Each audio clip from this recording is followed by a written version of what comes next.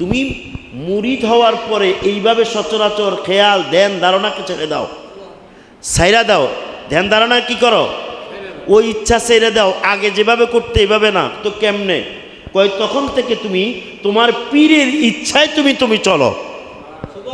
কার ইচ্ছায় চলো? কার ইচ্ছায় চলো?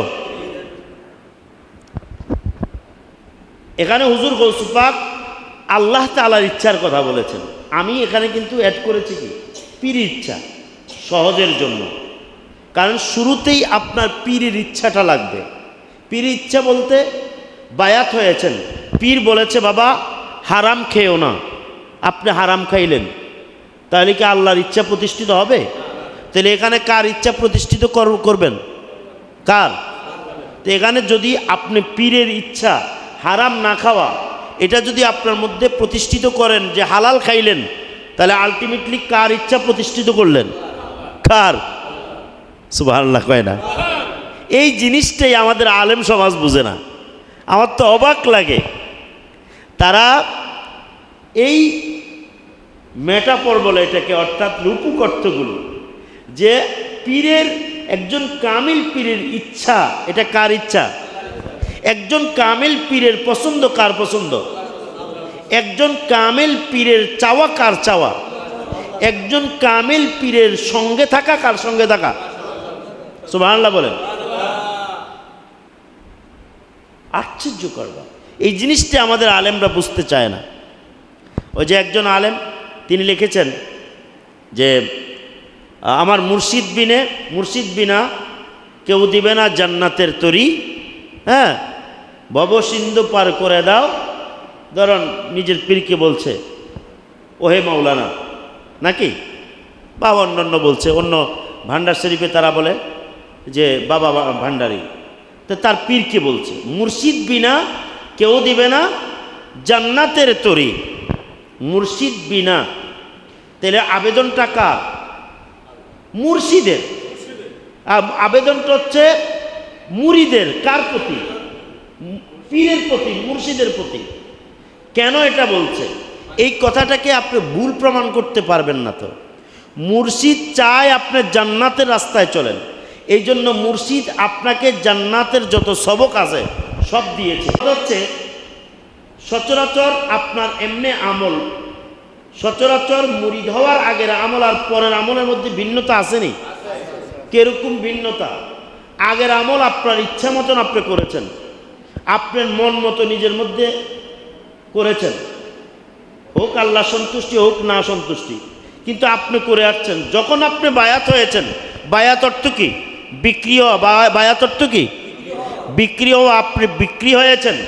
এখন আপনার জান্নাত জাহান্নাম, আল্লাহর সন্তুষ্টি আল্লাহর অসন্তুষ্টি সব নির্ভর করে আপনার পীরের ইচ্ছার মধ্যে। সুবহানাল্লাহ বলেন। এটা কোরআন দ্বারা প্রমাণ। কি দ্বারা প্রমাণ?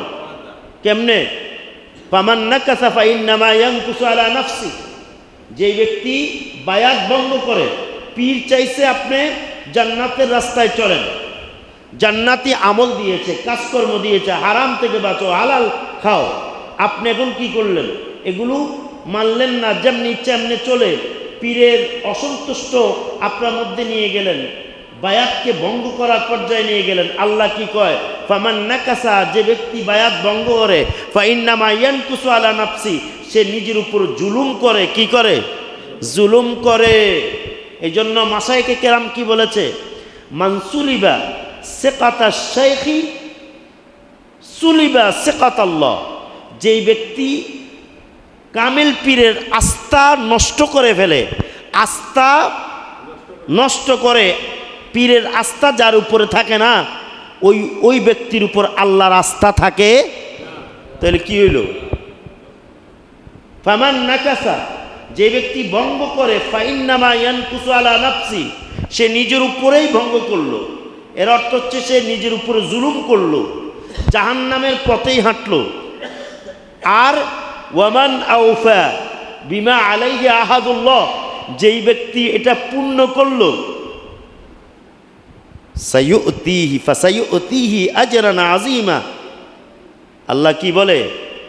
অচিরেই আল্লাহ তাকে জান্নাত, মহাপ্রতিদান জান্নাত দান করবেন। কি দান করবেন? কি দান করবেন? এখানে আছে কি দান করবেন? জান্নাত দান করবেন। তাহলে আগে বলছে জান্নাত কে দান করবে? আল্লাহ। এখানে বলছে মুর্শিদ বিনা, ঠিক কিনা? জান্নাতের কথা।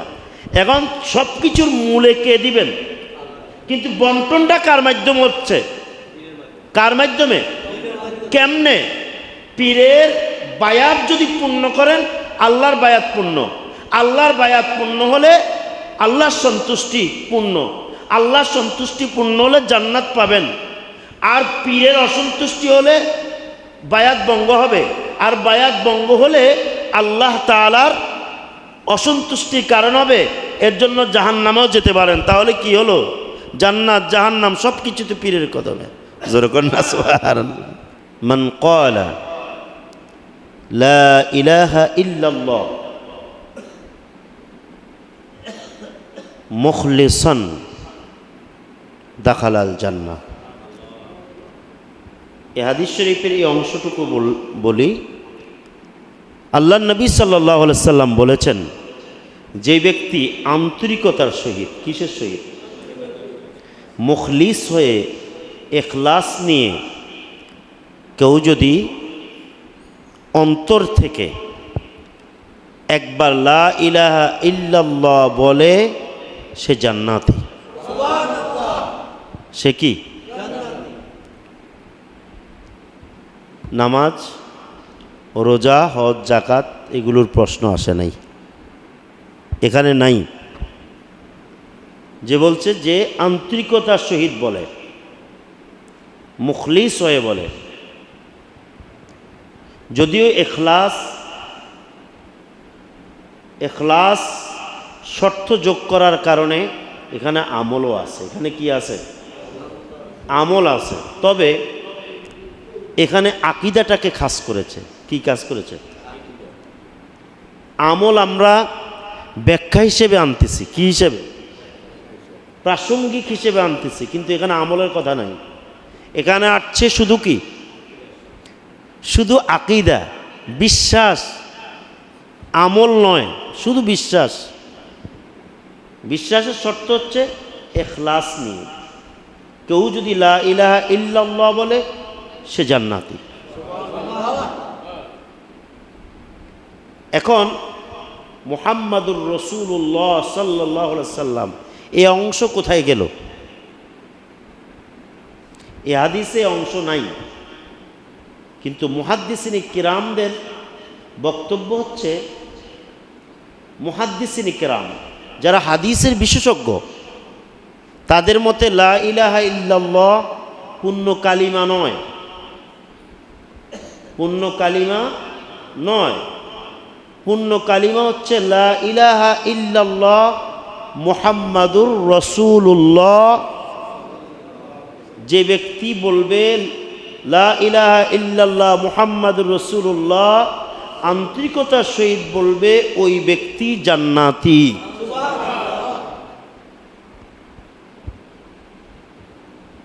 এখানে মুহাম্মাদুর রাসূলুল্লাহ সাল্লাল্লাহু আলাইহি সাল্লাম অংশ নাই, কিন্তু অন্য হাদিসে অংশ আছে না নাই? আছে। কারণ ঈমানের পূর্ণতা তাওহীদে নয়, রিসালাত এবং তাওহীদের সমন্বয়ে। তবে তাওহীদের চাইতে উম্মতের কাছে সবচেয়ে বেশি রিসালাতের গুরুত্ব বহন করবে, বিশেষ করে শেষ জামানায়। কারণ যার রিসালাত শুদ্ধ, তার তাওহীদ এমনিতেই শুদ্ধ। কারণ অনেক তাওহীদবাদী আছে যাদের রিসালাতের শুদ্ধতা নেই। ইমামদের বক্তব্য, কোন ইমাম? মুহাদ্দিসিনে কেরাম, তাদের বক্তব্য, কেউ যদি লা ইলাহা ইল্লাল্লাহ বলে, মুহাম্মাদুর রাসূলুল্লাহ না বলে, ধরুন তার বিদ্বেষ আছে, অথবা সে ভ্রুক্ষেপ করে না, মনে করে যে লা ইলাহা ইল্লাল্লাহ বললেই চলবে, ওই ব্যক্তি ইমানদার নহে। ওই ব্যক্তির কি না?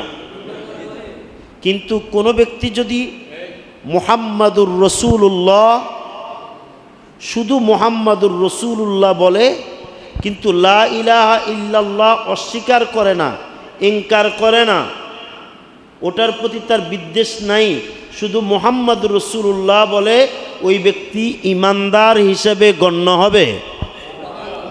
সুবহানাল্লাহ বলেন। কেন? কারণ মুহাম্মাদুর রসুল্লাহর মধ্যে আল্লাহর পরিচয় আছে। কার পরিচয় আছে? লা ইলাহা ইল্লাল্লাহর মধ্যে মুহাম্মদ সাল্লাল্লাহু আলাইহি ওয়াসাল্লামের পরিচয় নাই। লা ইলাহা ইল্লাল্লাহ ঈসা রুহুল্লাহর কালিমা ছিল, মুসা কালিমুল্লাহ ওনার কালিমা ছিল, সকল নবীদের কালিমা ছিল। সকল নবীদের কালিমা সকল যুগে লা ইলাহা ইল্লাল্লাহ ছিল। সব যুগে উম্মত তার নিজের নবীর নাম সহ উচ্চারণ করত কালিমা, লা ইলাহা ইল্লাল্লাহ মুসা কালিমুল্লাহ, লা ইলাহা ইল্লাল্লাহ ঈসা রুহুল্লাহ। তাহলে বোঝা যায় লা ইলাহা ইল্লাল্লাহর অস্তিত্ব সৃষ্টি শুরু থেকে, বাবা আদম থেকে অদ্যাবধি সব যুগেই ছিল, সকলের মধ্যেই ছিল। তো থাকার পরও এই জামানায় এসে শুধু লা ইলাহা ইল্লাল্লাহ যথেষ্ট নয়, কারণ ইহুদিরাও লা ইলাহা ইল্লাল্লাহ স্বীকার করে, খ্রিস্টানরাও করে, যাদের শুদ্ধ আকীদা লা ইলাহা ইল্লাল্লাহ তাওহীদ শুদ্ধ আছে, তাদের বিষয়ে বলছি। কিন্তু এখনও এসেও যদি এই উম্মতের মধ্যে লা ইলাহা ইল্লাল্লাহর মধ্যে আকীদা শুদ্ধ রেখে মুহাম্মাদুর রাসূলুল্লাহর মধ্যে যদি বিরোধ করে, আপত্তি করে, দুশ্মনী করে, অবহেলা করে, ইনকার করে, এখানে বিভিন্ন ধরনের কি সে বক্তব্য দিতে চায়, অবহেলা করতে চায়, ওই ব্যক্তি তাদের মতো তাওহীদবাদী হবে, কিন্তু তারা আখিরি জামানার নবীর উম্মত হবে না। আখিরি জামানার নবীর উম্মত, আখিরি জামানার নবীর উম্মত হতে হলে মুহাম্মাদুর রাসূলুল্লাহ তাকে স্বীকার করতেই হবে। বলেন না সুবহানাল্লাহ। বুঝতে পারছেন?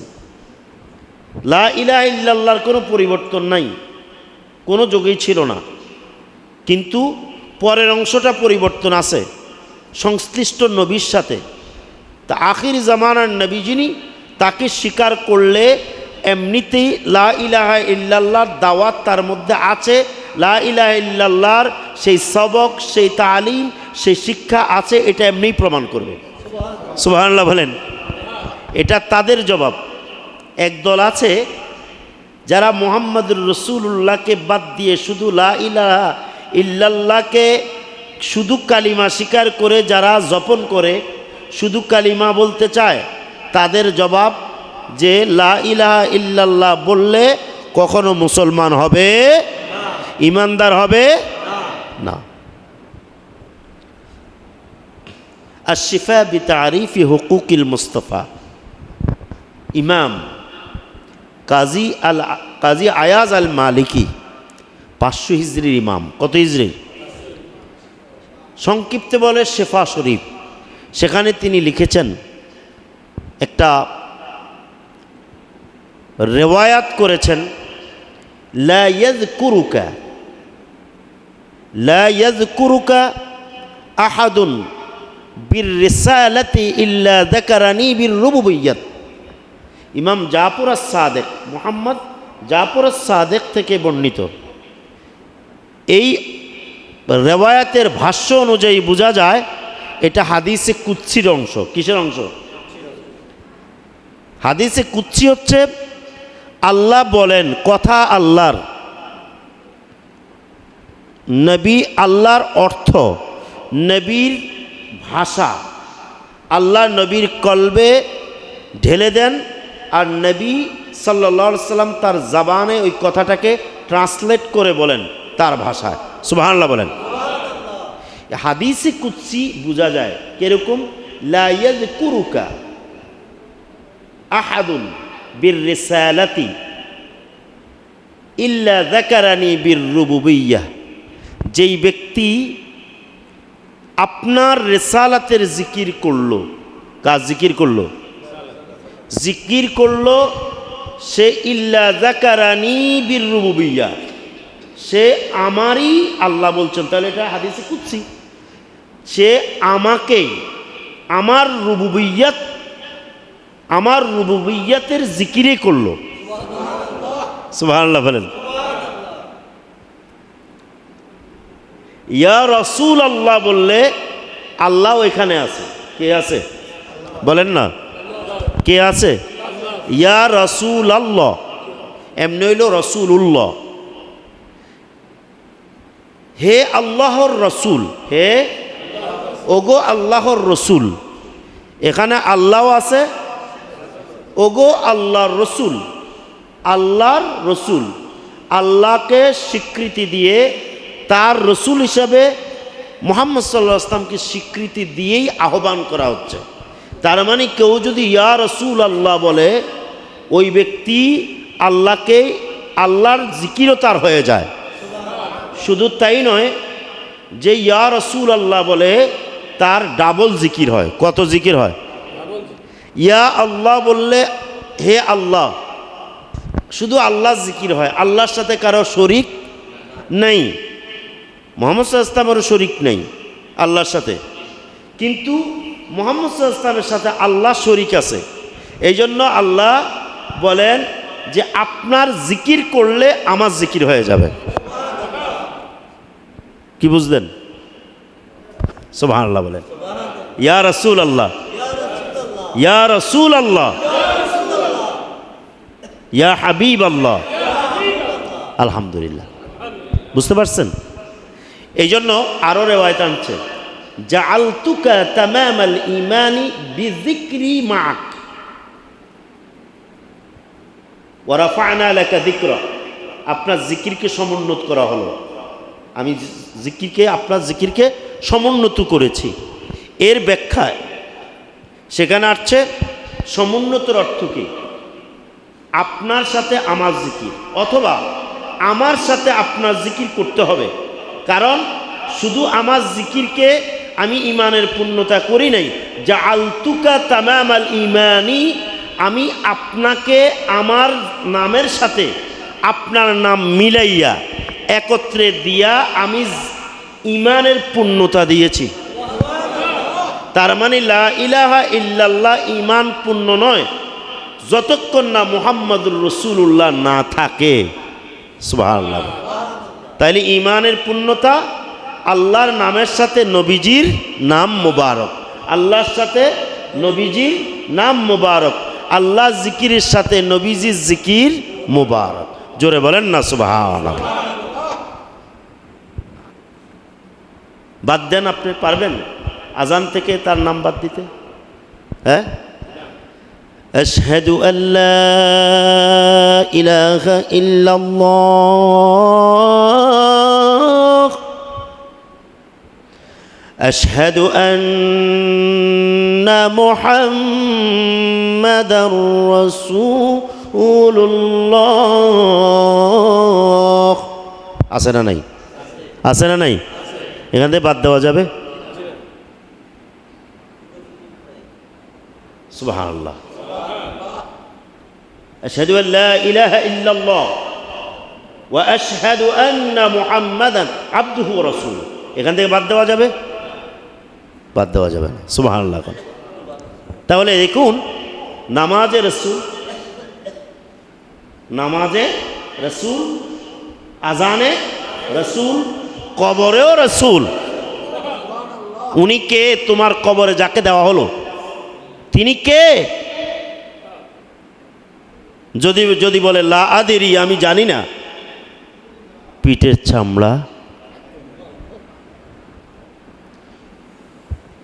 যদি বলে হাদা নবিয়ুনা মুহাম্মদ সাল্লাল্লাহু, ইনি আমার নবী মুহাম্মদ সাল্লাল্লাহু আলাইহি ওয়াসাল্লাম, তিনি রাসূলুল্লাহ। আশহাদু আল্লা ইলাহা ইল্লাল্লাহ ওয়া আশহাদু আন্না মুহাম্মাদার রাসূলুল্লাহ, দাখালাল জান্নাহ। ওই ব্যক্তিকে জান্নাতি ফরশ, জান্নাতি লিবাস, জান্নাতের দরজা তার জন্য মুক্ত করে দেবে। সুবহানাল্লাহ। তো তুমি কোথায় থেকে রাসূলকে বাদ দিবে? ঠিক কিনা বলেন? বলেন না সুবহানাল্লাহ। এখন লা ইলাহা ইল্লাল্লাহ আপনারা যে জিকির করেন, এটা দ্বিতীয় পার্ট। লা ইলাহা ইল্লাল্লাহ অর্থ কি বলেন না? আল্লাহ ছাড়া, আল্লাহ ছাড়া কোনো মাবুদ নাই। আর কি অর্থ হতে পারে? আপনার তরিকতের সালেক, ঠিক কিনা, মুরিদ। কেন মানুষের মধ্যে খুনাখুনি, কেন মারামারি, কেন মানুষ নিজের অস্তিত্ব সম্পর্কে জানে না, কেন মানুষ নিজেকে চেনে না, কেন মানুষ আল্লাহকে চেনে না, কেন তাদের মধ্যে দুনিয়ার এই সমস্ত কিছু মানে পূর্ণতায় পৌঁছে না? শুধু লা ইলাহা ইল্লাল্লাহর একটা অর্থ করার কারণে, আল্লাহ ছাড়া কোনো মাবুদ, এই অর্থ করার কারণে। এটা সব দলে জানে, সব মানুষে জানে, কিন্তু হেদায়েত আছে, তাওহীদ সে জানে। কিন্তু বিষয়টা হচ্ছে মৌলিকভাবে ওয়ালা তামুতুন্না ইল্লা ওয়া আনতুম মুসলিমুন, মুসলমান না হয়ে মরো না, ইমানদাররে বলছে। তো মুসলমান ইমানদাররে কেন বলে যে মুসলমান না হয়ে মরবে না? কারণ কি? তাহলে ইমানদার মুসলমান এখনো হয় নাই। কেন হয় নাই? লা ইলাহা ইল্লাল্লাহর এই খবর তার কাছে নাই, লা ইলাহা ইল্লাল্লাহর হাকিকত তার মধ্যে জানা নাই, যার কারণে পরিপূর্ণ মুসলমান হয় নাই। ইকু কমায় দেন, ইকু আছে, ইকু বন্ধ করে দেন। কথা বুঝতে পারছেন? তাহলে আমরা কি বলতে চাই? এটার হাকিকতটা একটু বের করতে চাই। আমরা তরিকতপন্থী। লা ইলাহা ইল্লাল্লাহ অর্থ কি? আল্লাহ ছাড়া কোনো, যারা গণতন্ত্রে বিশ্বাসী, আপনারা যারা বিএনপিকে ভোট দিয়েছেন, আপনারা লা ইলাহা ইল্লাল্লাহর অর্থ কি জানেন? আল্লাহ ছাড়া কোনো, কিন্তু ক্ষমতা চলে বিএনপির। লা ইলাহা ইল্লাল্লাহ আওয়ামী লীগ বলারা জানে কি না? জানেনি। অর্থ কি? তারা কি জানে? আল্লাহ ছাড়া কোনো মাবুদ নাই। তারা তাদের নেত্রীকে ক্ষমতায় দিছে কিনা? কথা বলে না। দিছে কিনা? দেয় নাই। খুব খেয়াল। আপনার কালিমা পূর্ণ হয় নাই, আপনার কালিমা পূর্ণ হয় নাই। আপনার আওয়ামী লীগ বলার, আপনি বিএনপি বলার, আপনার কোনো গণতন্ত্র যারা স্বীকার করে তাদের কালিমা পূর্ণ হয় নাই। এটা একটা দিয়ে বুঝাইলাম আর কি। কেমনে? লা ইলাহা ইল্লাল্লাহ আল্লাহ ছাড়া কোনো মাবুদ নাই। আওয়ামী লীগ, বিএনপি, জাতীয় পার্টি, যত কিছু আছে, জামাত, খারিজি, ওয়াহাবি, সুন্নি যা আছে সবাই জানে আল্লাহ ছাড়া কোনো, এই অর্থ সবাই জানা আছে না নাই? কিন্তু নিজের নেতার জন্য জীবন দিয়ে ফেলতেছে। কথা বলেন না? নিজের নেতার জন্য, গণতন্ত্র প্রতিষ্ঠার জন্য, আবার এটার শহীদও কয়। কোনো লোক গণতান্ত্রিক ধারায় আন্দোলন করে যদি মারা যায়, তারা শহীদ হবে না। তারা কি হবে না? গণতন্ত্র কখনো ইসলাম সমর্থন করে না, তো শহীদ হবে কেন? হ্যাঁ, শহীদ হবে তখন যদি কেউ সত্যিকার অর্থে দেশের জালেম বাদশা, জালেম নেতৃত্বের বিরুদ্ধে যদি তারা আন্দোলন করে, তাহলে এটা মারা গেলে তখন তারা কি হবে? শহীদ হবে। নিজের দলের পক্ষে, নিজের দলকে প্রতিষ্ঠা করার লক্ষ্যে হইলে এগুলো একটাও শহীদ হবে না। আচ্ছা, এখন আসেন, আপনি বললেন আল্লাহ ছাড়া কোনো মাবুদ, এই কারণে আপনার দ্বারা এগুলো সম্ভব হয়েছে। ওলি আল্লাহরা তারা এই অর্থ, এই লা ইলাহা ইল্লাল্লাহর হাকিকত খুঁজতে গিয়ে তারা বলেছে, তোমার মাথায় এটাও রাখতে হবে আল্লাহ ছাড়া কোনো বিধান নাই। আল্লাহ ছাড়া কোনো, বলেন না, কেউ কয় 72 সংবিধান থাকবে, কেউ কয় এটা বাদ দিয়ে আমরা নতুন বানাবো। এখন দ্বন্দ্ব চলে কি চলে না? দোনোটা মানব গড়া কিনা? দোনো বিধান কার? মানুষের না আল্লাহর? এই কথা বলে না। দোনো বিধান কার? জুলাই সনদ নামে যে সনদ, বিধান, এটা কার বিধান? আর 72টা কার? নতুন যদি বানায় কার? কথা বলে না। একজনও কি কোরআনে কারিম সংবিধান হোক এটা চায়নি? বলছিনি? কেউ কেউ বলে, তবে তাদের আকীদা জঘন্য খারাপ। তাদের আকীদা কি? জঘন্য খারাপ। এই জন্য তাদের বলা আর করার সাথে মিল নাই, আকীদার সাথে কি নাই। তো চমৎকার বিষয় হলো এখানে লা ইলাহা ইল্লাল্লাহ হাকিকত বুঝতে হবে। আল্লাহ ছাড়া মাবুদ নেই, আল্লাহ ছাড়া মাবুদ নাই এই কথা বলে বুঝতে হবে আল্লাহ একমাত্র বিধানদাতা, আল্লাহ একমাত্র হুকুমদাতা, আল্লাহ একমাত্র রিজিকদাতা, আল্লাহ একমাত্র মোহাব্বত পাওয়ার অধিকারী, আল্লাহ একমাত্র উদ্দেশ্য, আল্লাহ আমার সন্তুষ্টির জায়গা, আল্লাহ আমার সন্তুষ্টির একমাত্র প্রাপ্য, আল্লাহর নির্দেশে নির্দেশ, আল্লাহর নির্দেশে একমাত্র মানতে হবে। সমস্ত কিছুর মধ্যে আল্লাহর সমস্ত কিছুর মধ্যে আপনি নিজেকে উৎসর্গ করা হচ্ছে ওয়ালা তামুতুন্না ইল্লা ওয়া আনতুম মুসলিমুন, তোমরা মুসলমান না হয়ে মরো না। এর অর্থ হচ্ছে ইসলাম মানি এক অর্থ আত্মসমর্পণ, এক অর্থ কি? আত্মসমর্পণ, সারেন্ডার করা। তো কি সারেন্ডার করবে? যখন ক্ষমতার ক্ষেত্রে আসবে তখনও আল্লাহর কোরআনের ক্ষমতায় আসবে, নবীজির সুন্নাহর কথাই আসবে, এই ছাড়া কোনো মানব গড়া মতবাদ। যখন কোনো কি বলবে নেতৃত্ব আসবে তখন খেলাফতি ইসলামেই বলবে, এই ছাড়া আর কোনো নেতৃত্ব নাই মুসলমানের। কার? যদি তুমি মুসলমান হও।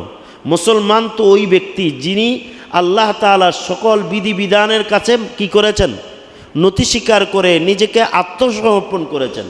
এখন আপনি নামে মুসলমান, শুধু নামাজ পড়েন না, শুধু গোস্ত খাইন না, কিন্তু আপনার কি মনে আছে যে আল্লাহ আপনাকে কোরআনে কারিম দিয়েছেন আপনার ঘরে প্রতিষ্ঠা করার জন্য, আপনার নিজের মধ্যে প্রতিষ্ঠা করার জন্য, পরিবারের মধ্যে প্রতিষ্ঠা করার জন্য, সমাজে প্রতিষ্ঠা করার জন্য, আপনার রাষ্ট্রের মধ্যে প্রতিষ্ঠা করার জন্য। রাষ্ট্রের একমাত্র আইন হবে কোরআন সুন্নাহ, রাষ্ট্রের একমাত্র নেতৃত্ব হবে খেলাফত ইসলামিয়া, এরপর আন্তর্জাতিক নীতিমালা হবে ইসলাম মোতাবেক। কথা বলে না। তাহলে আপনার মধ্যে আসেনি, আমার মধ্যে আসেনি, টোটালি নাই। যার কারণে এখানে যখন আপনি বলবেন লা ইলাহা ইল্লাল্লাহ, আল্লাহ ছাড়া কোনো মাবুদ নাই, তখন এই কথাটা আপনার মাথায় থাকতে হবে লা মাবুদা ইল্লাল্লাহ, আল্লাহ ছাড়া কোনো ইবাদত, কোনো মাবুদ নাই। তো মাবুদের দুইটা অর্থ হয়। মাবুদ ইবাদত থেকে, ইবাদত যে যার ইবাদত করে তাকে সে মাবুদ বানায়। কি বানায়? আল্লাহ ইবাদতটা দুই ভাগ করছে। কয় ভাগ করছে? একটা ভাগ হচ্ছে ইবাদতুর রহমান। কার ইবাদত? কার ইবাদত? আরেকটা হচ্ছে ইবাদতুর শয়তান। আরেকটা কার ইবাদত? তো ইবাদতুর শয়তান কোয়ানো আছে? কোথায় আছে সেটা? সেটা হচ্ছে আল্লাহ তাআলা বলেন ইয়া বানি আদমা আল্লাহ তা'বুদুশ শাইতানা, হে বনি আদম, আদম সন্তান, তোমরা শয়তানের ইবাদত করো না। শয়তানের ইবাদত, কার ইবাদত করো না? তো শয়তানের ইবাদত কি? আল্লাহর বিধান ব্যতীত, আল্লাহর সিদ্ধান্তের বাইরে গিয়ে তুমি যদি মানুষের সিদ্ধান্ত মানো, আল্লাহর হুকুমে বাদে গিয়ে তুমি যদি মানুষের হুকুম প্রতিষ্ঠা করো, আল্লাহর আইন বাদে তুমি যদি মানুষের আইন বাস্তবায়ন করো, আল্লাহর পছন্দ বাদে যদি তুমি মানুষের পছন্দে কাজ করো। ধরুন আপনার পছন্দে কাজ করতে গিয়ে আমি একটা হারাম কাজ করলাম, এখানে কার ইবাদত করলাম? আল্লাহর হলো না শয়তানের? কার হলো? তাহলে আপনি বলেন কোরআনে আইন বাস্তবায়ন না করে আপনি বাস্তবায়ন করলেন কিসের আইন? আপনি মানুষের লেখা আইন প্রতিষ্ঠা করলেন, সেখানে মদের হুকুমও আছে, সেখানে সুদের বর্ণনা আছে না নাই?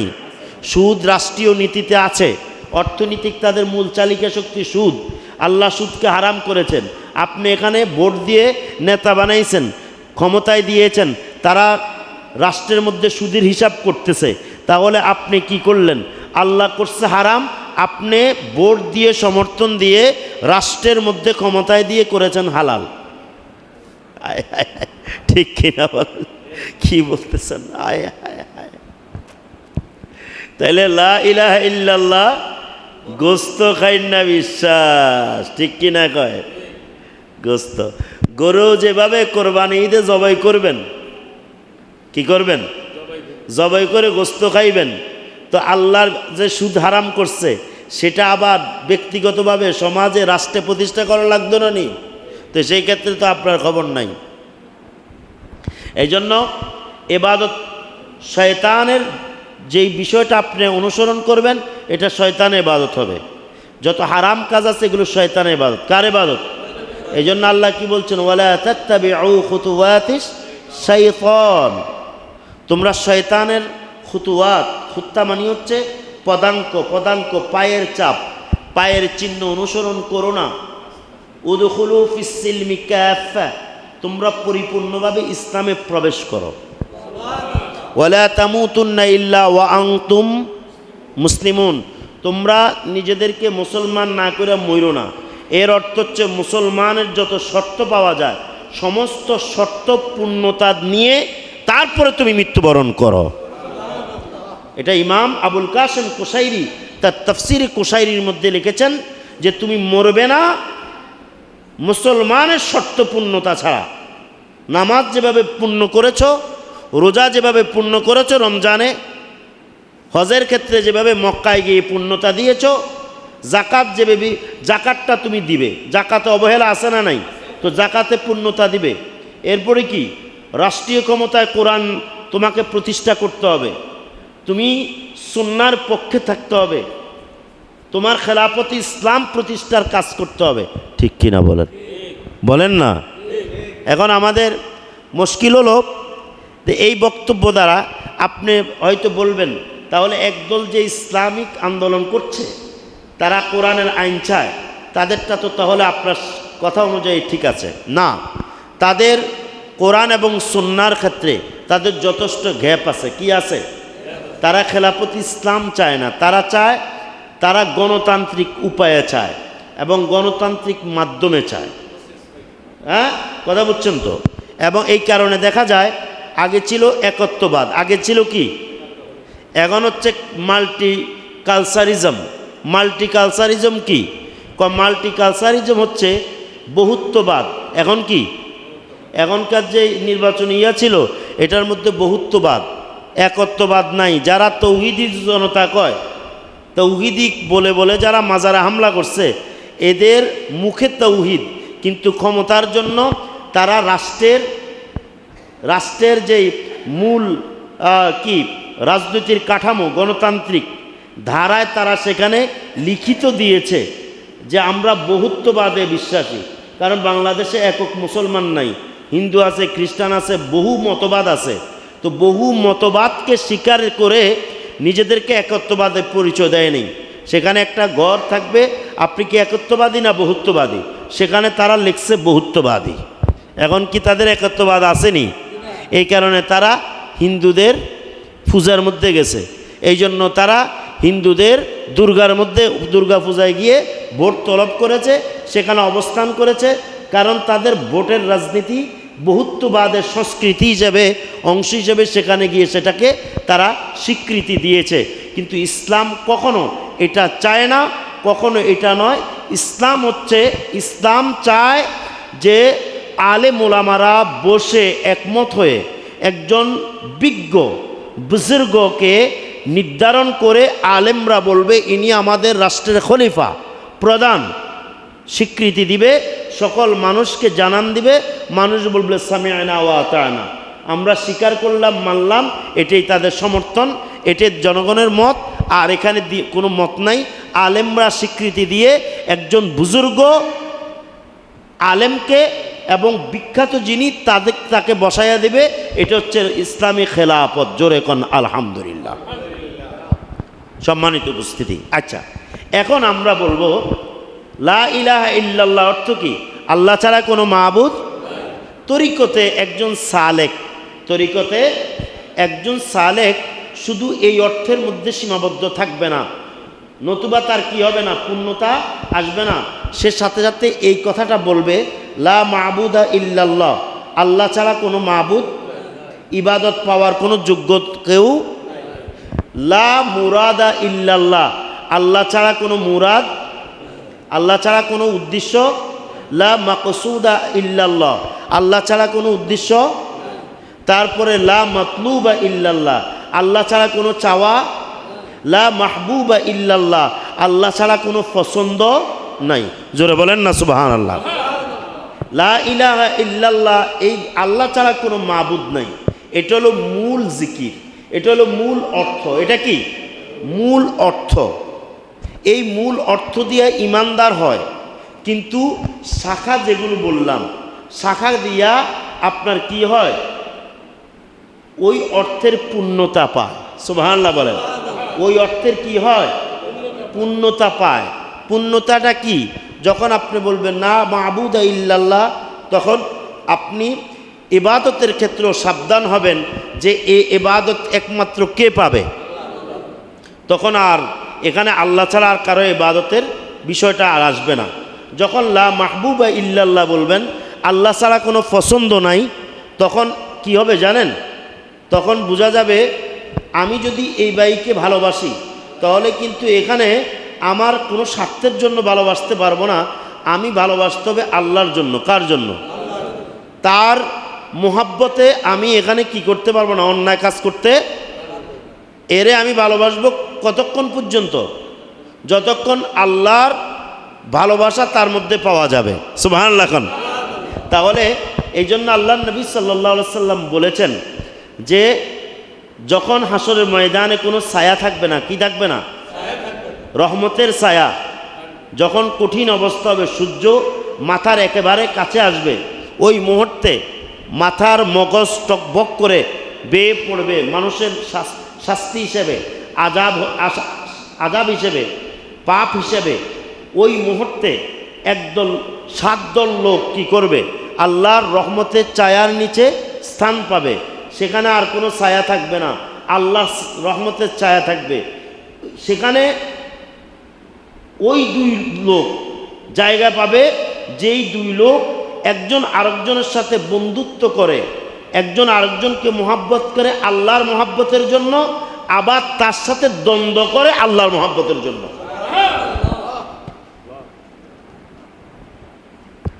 বুঝতে পারছেন? কারো সাথে জায়গা নিয়ে দ্বন্দ্ব করা যাবে? দ্বন্দ্ব হবে কি অর্থে? হক হিসাবে, হকের লক্ষ্যে, যে এখানে হক পাবো সেই লক্ষ্যে। যদি হক নিতে গিয়ে যদি বাড়াবাড়ি করেন, তাহলে এখানে আল্লাহর মোহাব্বত থাকবে না, ছুটে যাবে। আপনি এখানে হক নিতে গিয়ে অতিরিক্ত অন্যায় করেছেন, সেখানে আল্লাহর মোহাব্বত নাই। যেখানে আল্লাহর মোহাব্বতে, যেখানে আল্লাহ তাআলার সীমা লঙ্ঘন হয়ে যাবে, সেটা আল্লাহর মোহাব্বতের গণ্ডি থেকে বের হয়ে যাবে। যেমন আপনারা যখন না কুলান তখন মামলা করেন। কি করেন? মামলা করে কি মিথ্যা কথা লেখেন। কি কথা লেখেন? মিথ্যা কথা লেখে তার বিরুদ্ধে, তাকে ঘায়েল করার জন্য। এটা কি অন্যায় না? নেয়। আপনি সত্য কথা লিখবেন, পাইলে পাবেন, না পাইলে নাই। কিন্তু এটা যখন আপনি করবেন, তখন আপনি আল্লাহ তাআলার মোহাব্বত অথবা আল্লাহর বিধানের ভিতরে আছেন, আল্লাহর বিধানকে সীমা লঙ্ঘন করেন নাই। যাদের মধ্যে এটা তৈরি হয়েছে তারা আল্লাহর প্রিয় বান্দা হিসেবে গণ্য হবে। সুবহানাল্লাহ বল। এগুলো আসেনি আমাদের কাছে? নাই। ওই 2 ব্যক্তি যে আল্লাহর জন্য মোহাব্বত করে, বন্ধুত্ব করে, আবার আল্লাহর জন্য সম্পর্ক কি করে? কি করে? ছিন্ন করে। তাহলে আপনি আমাকে ভালোবাসবেন কার লক্ষ্যে? আল্লাহর মোহাব্বতের লক্ষ্যে, আল্লাহর মোহাব্বত পাওয়ার লক্ষ্যে। আমরা যে এখানে বলি, কি বলবো আমরা? আমরা আব্দুল গনি ইয়ামানি হুজুরকে ভালোবাসি আল্লাহর ভালোবাসার জন্য। কার ভালোবাসার জন্য? সুবহানাল্লাহ। তো এটাতে কি হবে? হাদিস শরীফে আসছে, কোনো ব্যক্তি যদি কোনো আল্লাহর ওলিকে, আল্লাহ তাআলা বলেন আমার কোনো বন্ধুকে যদি কোনো ব্যক্তি আমার ভালোবাসার জন্য ভালোবাসে, আমি তাকে ভালোবাসি। আমি তাকে কি করি?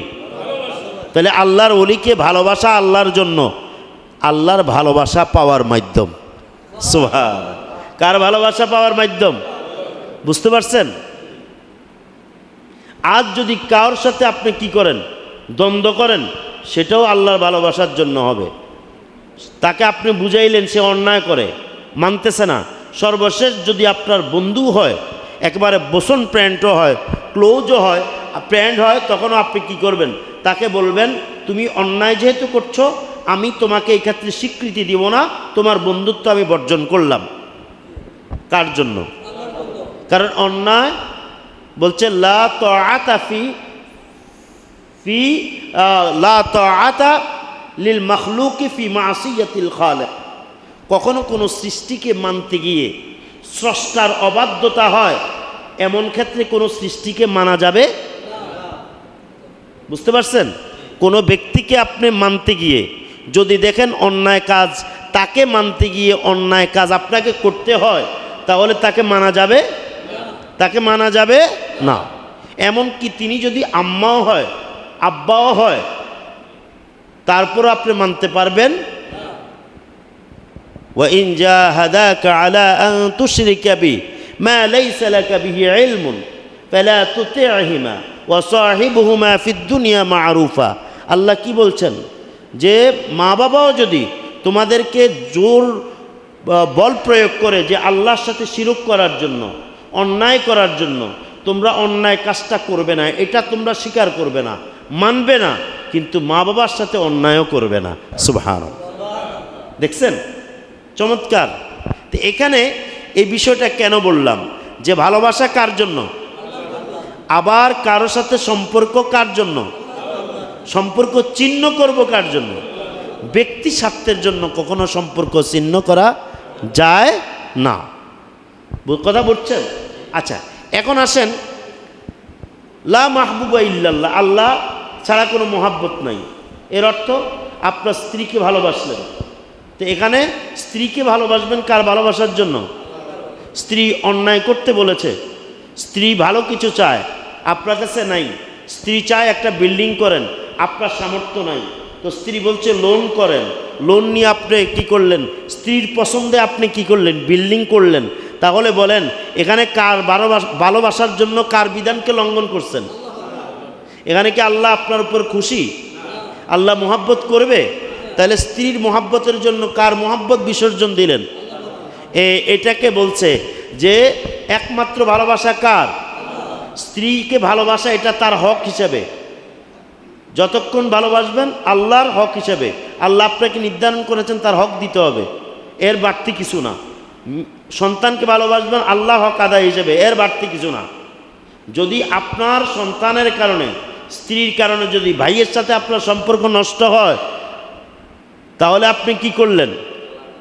আল্লাহর হক নষ্ট করলেন, আল্লাহ তাআলার বিধানকে লঙ্ঘন করলেন। সেই বিধান কি? আল্লাহ দিয়েছেন আপনার রক্তের সম্পর্কে বজায় রাখতে, আপনি আপনার স্ত্রীর কথা শুনে কি করলেন? সম্পর্ক ছিন্ন করলেন। তাহলে কি হলো? তাহলে আপনি স্ত্রীর মোহাব্বতকে, স্ত্রীর কথাকে প্রাধান্য দিয়ে আপনি ভাইয়ের হক নষ্ট করলেন। সন্তানকে ভালোবাসতে গিয়ে অতিরিক্ত অন্যায় করলেন, অন্যায় কাজ করলেন। তাহলে এগুলো সব আল্লাহর ভালোবাসা নষ্ট করে, এই ভালোবাসাগুলো, এই মোহাব্বতগুলো। এই জন্য বলি আল্লাহগণ লা ইলাহা ইল্লাল্লাহ এই সবকের সাথে সালেকদেরকে এই সবকটা দেয়। তুমি এই কথাটাও মাথায় রাখবে যে আল্লাহ ছাড়া কোনো মাবুদ নাই, এটার পাশাপাশি তুমি এটাও মাথায় রাখবে আল্লাহ ছাড়া কোনো মোহাব্বত, জোরে বলেন না সুবহান। তখন তোমার মোহাব্বতটা এক আল্লাহর জন্য হয়ে যাবে। কথা বুঝছেন তো? লা মুরাদা ইল্লাল্লাহ, লা মাকসুদা ইল্লাল্লাহ, একে অর্থ ধরুন আল্লাহ ছাড়া কোনো উদ্দেশ্য নাই। আপনি আজকে যে মাহফিলটা করছেন, এই জিকিরে মজলিস করেছেন, এটা অন্য কোনো উদ্দেশ্য নয়। এর উদ্দেশ্য হচ্ছে আল্লাহ জিকির হবে, নবী পাকের সানা সিফাত হবে, নবী পাকের শানমান বলবে, জিকির হবে, ওলি আল্লাহদের কথা বলবে।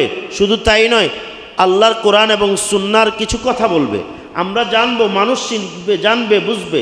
এটাই যদি আপনার লক্ষ্য হয়, তাহলে আজকের যত খরচ, আজকের যত আয়োজন, সব কার জন্য হবে? কার জন্য হবে? বলেন না সুবহানাল্লাহ। বুঝতে পারছেন? এখানে কোনো উদ্দেশ্য অন্য নাই। কথা বুঝছেন না? আমাকে যখন বলছেন তখন আমি কি বলছি? সেম আমার বক্তব্য ছিল এটা অন্য দরবার, গড়িমণ্ডল দরবার শরীফ, একজন আল্লাহর ওলি আছেন এটার প্রতিষ্ঠাতা শাহ আব্দুল গনি ইয়ামানি। আমি অন্য একটা দরবারের কি প্রতিনিধি। এখানে এই দরবারে আমি প্রতিনিধিত্ব করব না, এখানে জাস্ট ওনার খাতিরে এসে আমরা কি করব? এই মাহফিল করব। তাহলে ঠিক কিনা বলেন? এটা কারণ কি? কারণ এই দরবারে আদব হচ্ছে তার ফয়েজ চাওয়া, তার রুহানি দোয়া চাওয়া, তার ফয়েজ পাওয়া।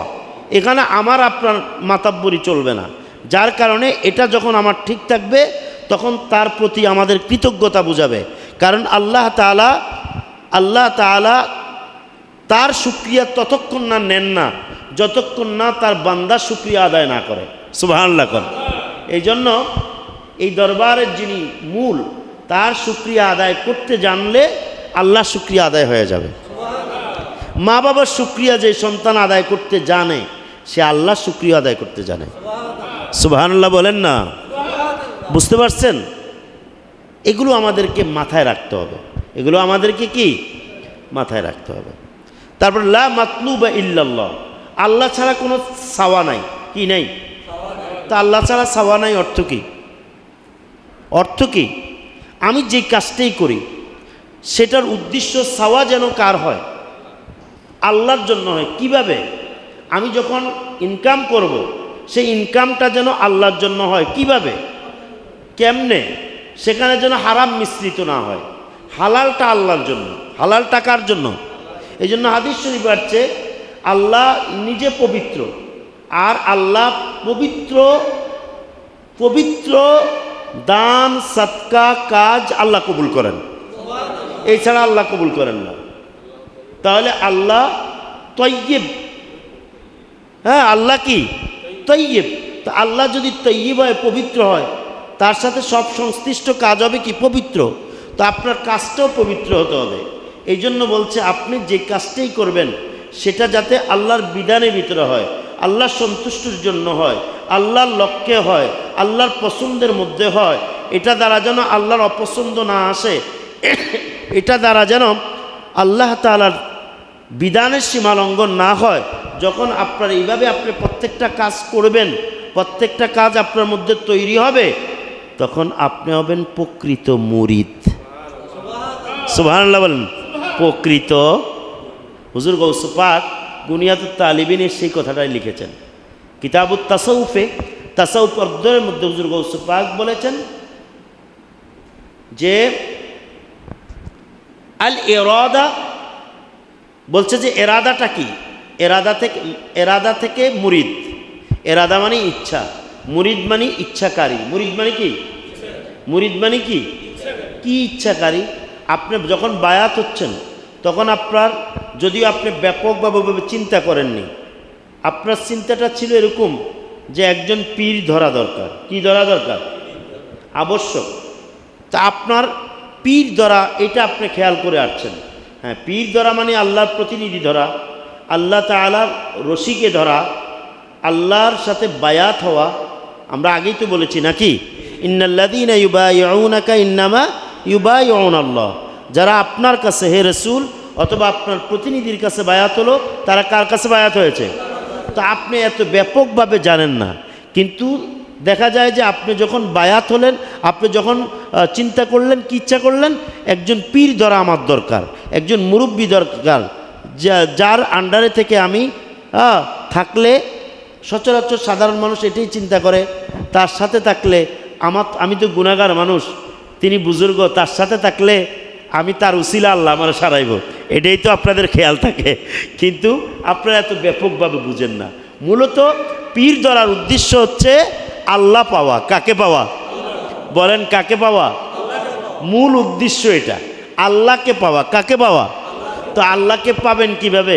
হুজুর গৌসে পাক বলে যে এরাদা হচ্ছে, কিরকম এরাদা লাগবে, যে তুমি তোমার সচরাচর যে খেয়াল, তোমার কাজকর্ম, তোমার যে ইচ্ছা শক্তি, যেগুলো তুমি করো, যেইভাবে সচরাচর করে যাও, তুমি মুরিদ হওয়ার পরে এইভাবে সচরাচর খেয়াল ধ্যান ধারণাকে ছেড়ে দাও, ছাইরা দাও। ধ্যান ধারণা কি করো? ওই ইচ্ছা ছেড়ে দাও। আগে যেভাবে করতে এইভাবে না, তো কেমনে? কয় তখন থেকে তুমি তোমার পীরের ইচ্ছায় তুমি চলো। কার ইচ্ছায় চলো? কার ইচ্ছায় চলো? এখানে হুজুর গৌস পাক আল্লাহ তাআলার ইচ্ছার কথা বলেছেন। আমি এখানে কিন্তু অ্যাড করেছি কি পীরের ইচ্ছা, সহজের জন্য। কারণ শুরুতেই আপনার পীরের ইচ্ছাটা লাগবে। পীরের ইচ্ছা বলতে বায়াত হয়েছেন, পীর বলেছে বাবা হারাম খেও না, আপনি হারাম খাইলেন, তাহলে কি আল্লাহর ইচ্ছা প্রতিষ্ঠিত হবে? তাহলে এখানে কার ইচ্ছা প্রতিষ্ঠিত করবেন? কার? তো এখানে যদি আপনি পীরের ইচ্ছা হারাম না খাওয়া এটা যদি আপনার মধ্যে প্রতিষ্ঠিত করেন যে হালাল খাইলেন, তাহলে আলটিমেটলি কার ইচ্ছা প্রতিষ্ঠিত করলেন? কার? সুবহানাল্লাহ কয় না? এই জিনিসটাই আমাদের আলেম সমাজ বুঝে না। আমার তো অবাক লাগে, তারা এই মেটাফর বলে এটাকে, অর্থাৎ রূপক অর্থগুলো, যে পীরের একজন কামিল পীরের ইচ্ছা, এটা কার ইচ্ছা? একজন কামিল পীরের পছন্দ কার পছন্দ? একজন কামিল পীরের চাওয়া কার চাওয়া? একজন কামিল পীরের সঙ্গে থাকা কার সঙ্গে থাকা? সুবহানাল্লাহ বলেন। আশ্চর্য করবা, এই জিনিসটা আমাদের আলেমরা বুঝতে চায় না। ওই যে একজন আলেম তিনি লিখেছেন যে আমার মুর্শিদ বিনা কেউ দিবে না জান্নাতের তরি, হ্যাঁ, ভব সিন্ধু পার করে দাও। ধরুন নিজের পীরকে বলছে ওহে মাওলানা নাকি, বা অন্যান্য বলছে, অন্য ভান্ডার শরীফে তারা বলে যে বাবা ভান্ডারি, তো তার পীরকে বলছে মুর্শিদ বিনা কেউ দিবে না জান্নাতের তরি। মুর্শিদ বিনা, তাহলে আবেদনটা কার? মুর্শিদের। আবেদনটা হচ্ছে মুরিদের। কার প্রতি? পীরের প্রতি, মুর্শিদের প্রতি। কেন এটা বলছে? এই কথাটাকে আপনি ভুল প্রমাণ করতে পারবেন না। তো মুর্শিদ চায় আপনি জান্নাতের রাস্তায় চলেন, এই জন্য মুর্শিদ আপনাকে জান্নাতের যত সবক আছে সব দিয়েছে। হচ্ছে সচরাচর আপনার এমনি আমল, সচরাচর মুরিদ হওয়ার আগের আমল আর পরের আমলের মধ্যে ভিন্নতা আসেনি? কিরকম ভিন্নতা? আগের আমল আপনার ইচ্ছা মতন আপনি করেছেন, আপনার মন মতো নিজের মধ্যে করেছেন, হোক আল্লাহ সন্তুষ্টি হোক না সন্তুষ্টি, কিন্তু আপনি করে আসছেন। যখন আপনি বায়াত হয়েছেন, বায়াত অর্থ কি? বিক্রি হওয়া। বায়াত অর্থ কি? বিক্রি হওয়া। আপনি বিক্রি হয়েছেন, এখন আপনার জান্নাত জাহান্নাম, আল্লাহর সন্তুষ্টি আল্লাহর অসন্তুষ্টি সব নির্ভর করে আপনার পীরের ইচ্ছার মধ্যে। সুবহানাল্লাহ বলেন। এটা কোরআন দ্বারা প্রমাণ। কি দ্বারা প্রমাণ? কেমনে? ফামান নাকাসা ফাইন্নামা ইয়ানকুসু আলা নাফসি, যে ব্যক্তি বায়াত ভঙ্গ করে, পীর চাইছে আপনি জান্নাতের রাস্তায় চলেন, জান্নাতি আমল দিয়েছে, কাজকর্ম দিয়েছে, হারাম থেকে বাঁচো, হালাল খাও, আপনি এখন কি করলেন? এগুলো মানলেন না, যেমনি ইচ্ছা এমনি চলে পীরের অসন্তুষ্ট আপনার মধ্যে নিয়ে গেলেন, বায়াতকে ভঙ্গ করার পর্যায়ে নিয়ে গেলেন। আল্লাহ কি কয়? ফামান নাকাসা, যে ব্যক্তি বায়াত ভঙ্গ করে, ফাইন্নামা ইয়ানকুসু আলা নাফসি, সে নিজের উপর জুলুম করে। কি করে? জুলুম করে। এই জন্য মাশায়েখে কেরাম কি বলেছে? মানসুলিবা সেকাতা শাইখি সুলিবা সেকাতাল্লাহ, যেই ব্যক্তি কামিল পীরের আস্থা নষ্ট করে ফেলে, আস্থা নষ্ট করে, পীরের আস্থা যার উপরে থাকে না, ওই ব্যক্তির উপর আল্লাহর আস্থা থাকে। তাহলে কি হইল? ফামান নাকাসা, যে ব্যক্তি ভঙ্গ করে, ফাইন্নামা ইয়ানকুসু আলা নাফসি, সে নিজের উপরেই ভঙ্গ করলো। এর অর্থ হচ্ছে সে নিজের উপরে জুলুম করলো, জাহান্নামের পথেই হাঁটলো।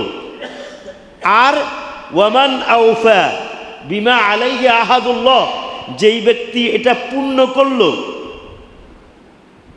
সাইয়ুতিহি ফাসাইয়ুতিহি আজরান আযীমা, আল্লাহ কি বলে? অচিরেই আল্লাহ তাকে জান্নাত, মহাপ্রতিদান জান্নাত দান করবেন। কি দান করবেন? কি দান করবেন? এখানে আছে কি দান করবেন? জান্নাত দান করবেন। তাহলে আগে বলছে জান্নাত কে দান করবে? আল্লাহ। এখানে বলছে মুর্শিদ বিনা, ঠিক কিনা? জান্নাতের কথা। এখন সব কিছুর মূলে কে দিবেন? কিন্তু বন্টনটা কার মাধ্যমে হচ্ছে? কার মাধ্যমে? কেমনে? পীরের বায়াত যদি পূর্ণ করেন, আল্লাহর বায়াত পূর্ণ। আল্লাহর বায়াত পূর্ণ হলে আল্লাহর সন্তুষ্টি পূর্ণ। আল্লাহর সন্তুষ্টি পূর্ণ হলে জান্নাত পাবেন। আর পীরের অসন্তুষ্টি হলে বায়াত ভঙ্গ হবে। আর বায়াত ভঙ্গ হলে আল্লাহ তাআলার অসন্তুষ্টির কারণ হবে, এর জন্য জাহান্নামেও যেতে পারেন। তাহলে কি হলো? জান্নাত জাহান্নাম সব কিছুতে পীরের কদমে। যেরকম না, সুবহানাল্লাহ। এই জন্য আমি বলি, কেন জানি বাতেলরা তো তরিকত অস্বীকারই করে, সুন্নি আলেমদের থেকে তরিকত উঠে যাচ্ছে। কেমন জানি তারা ডিপ চিন্তা করে না, ডিপ বুঝতে চায় না। ডিপ বুঝতে, যেমন আমাদের জামে আহমদিয়া, সুন্নি আলিয়া, একক পিওর সুন্নি আলা হজরতের মাসলাকে, অথচ জামিয়াকে হুজুর কেবলারা কি বলে, যারা প্রতিষ্ঠাতা তারা কি বলে? নুহে কিস্তি, কিস্তিয়ে নূহ, নূহ আলাইহিস সালামের কিস্তির মতো। তো নুহে কিস্তি কি কি করছে? নূহ আলাইহিস সালামের কিস্তি কি করেছে? ইমানদারদেরকে মহাপ্লাবন থেকে, প্লাবনের ধ্বংস থেকে বাঁচিয়েছে, নাকি নাজাত দিয়েছে। তো নূহের কিস্তি কাকে বলেছে? জামেয়াকে কাকে বলেছে? এর অর্থ কি? জামেয়া পড়ার কারণে ইমান আকিদা শতভাগ সুদৃঢ় হয়, শতভাগ মজবুত হয়, খাঁটি ইমানদার মুমিন হওয়া যায়। আর খাঁটি ইমানদার মুমিন হলেই তো ওই ব্যক্তি জান্নাত পেয়ে যায়। সুবহানাল্লাহ বলেন। আর সেটা কি হয় না, তার জন্য আর চিন্তা করা দরকার হয় না। ইমানদার মানেই তো জান্নাতি, ইমানদার মানেই তো কি, আর বেঈমান মানেই তো কি, জাহান্নামী। তো নূহে কিস্তি জামেয়া, এটা ওই অর্থে সহি আকিদা জামেয়া দিচ্ছে, এই কারণে নূহে কিস্তি। তাহলে এটাকে তো স্বীকার করা অশুদ্ধ, অশুদ্ধ নয়। এই ব্যাখ্যা কেউ ভুল ব্যাখ্যা বুঝতে হবে না, এটাকে কুফরি বলতে পারবে না, কিছু বলতে পারবে না, কারণ জামেয়া সেই দায়িত্ব নিয়েছে। আচ্ছা, সেই দায়িত্ব নিয়েছে। ঠিক অনুরূপ একজন আল্লাহর ওয়ালি আপনাকে জান্নাতের দায়িত্বটা নিয়ে আপনার কাজ করতেছে। সুবহানাল্লাহ বলেন। তো জামেয়া যদি নূহের কিস্তি হয়ে আপনাকে ঈমান আকীদা রক্ষা করে জান্নাতে দিতে পারে, তাহলে একজন কামিল পীরের কাছে গিয়ে আপনি জান্নাত তার মাধ্যমে কেন পাবেন না? সুবহানাল্লাহ। হ্যাঁ, সচরাচর বক্তব্যটা এরকম হয়, আমার মুর্শিদ বিনা কেউ দিবে না, এই কথাটা বলে। তো একজনে হঠাৎ করে বলবে যে আল্লাহ দেয়, তুমি কি বলছো? আরেকজন বলবে আলেমরাও তো সুপারিশ করবে, গাজীরা সুপারিশ করবে, শহীদরা সুপারিশ করবে। আরে বোকা, আলেম গাজী এগুলো তো হাফেজে কোরআন, এগুলো ভিন্ন জিনিস।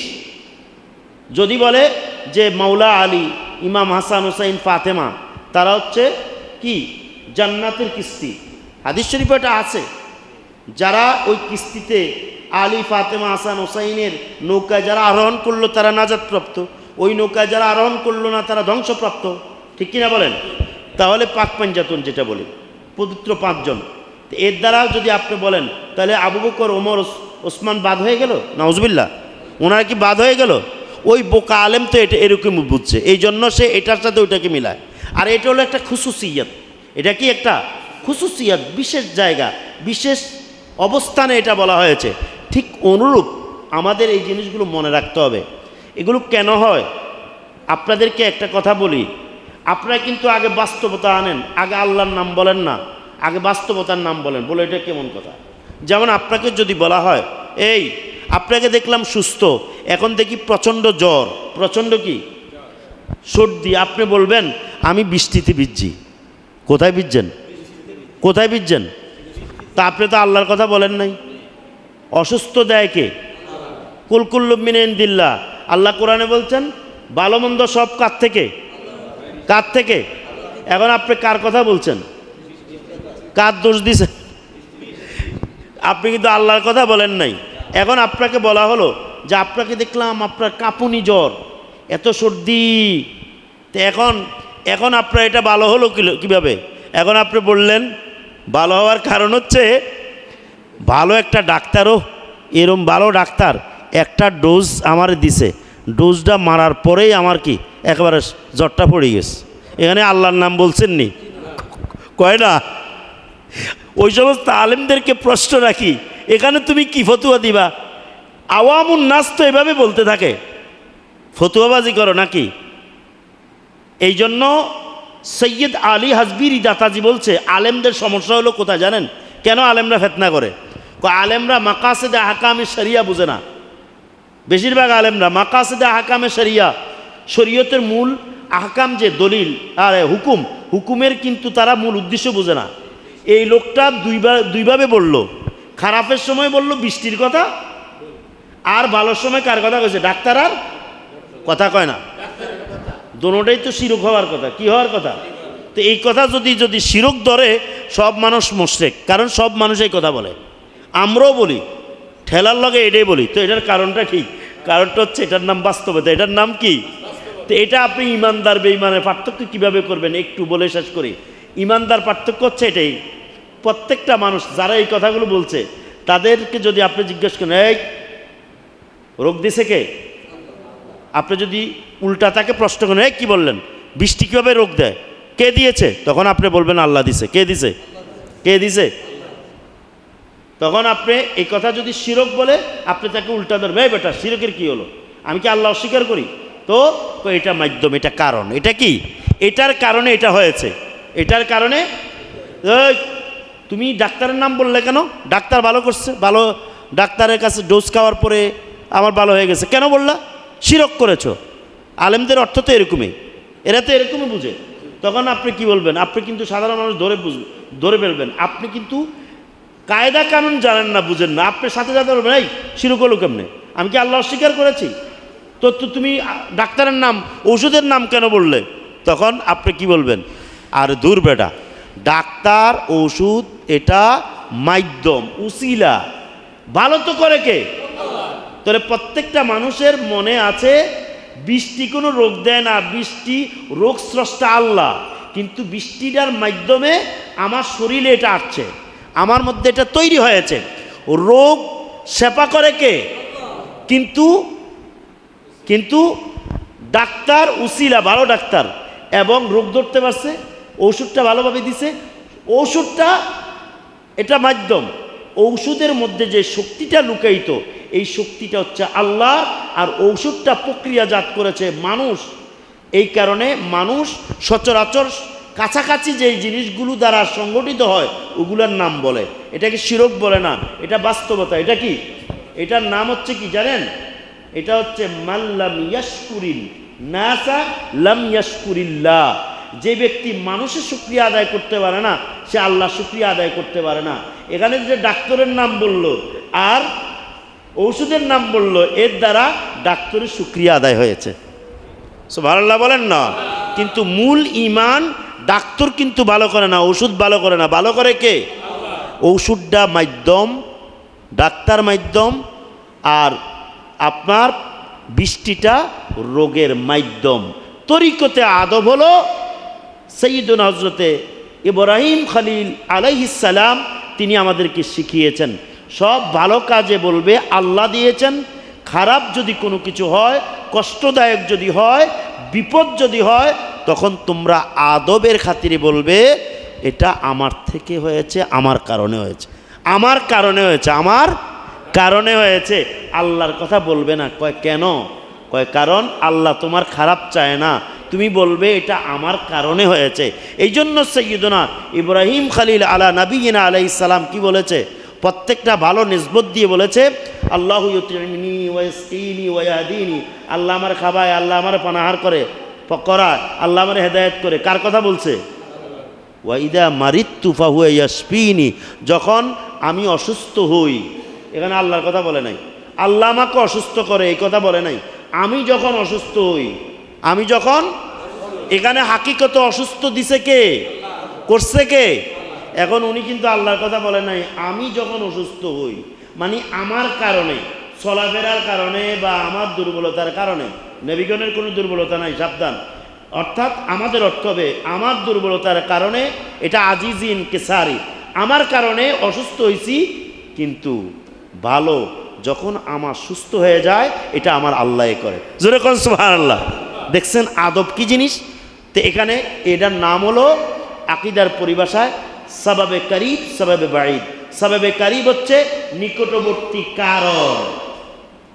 কেন হয়েছে? বৃষ্টির কারণে। কেন হয়েছে? অমুকের কারণে। কেন হয়েছে? অমুক বিষয়ের কারণে।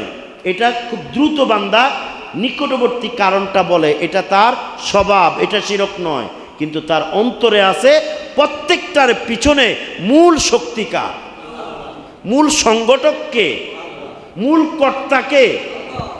এটা এসা ঝামেলা। এই কারণে আমাদেরকে তরিকত বুঝতে হবে, জানতে হবে, শিখতে হবে। আল্লাহ কবুল করুক। সালামটা পড়ে শেষ করে দেই। ইয়া নবী সালাম।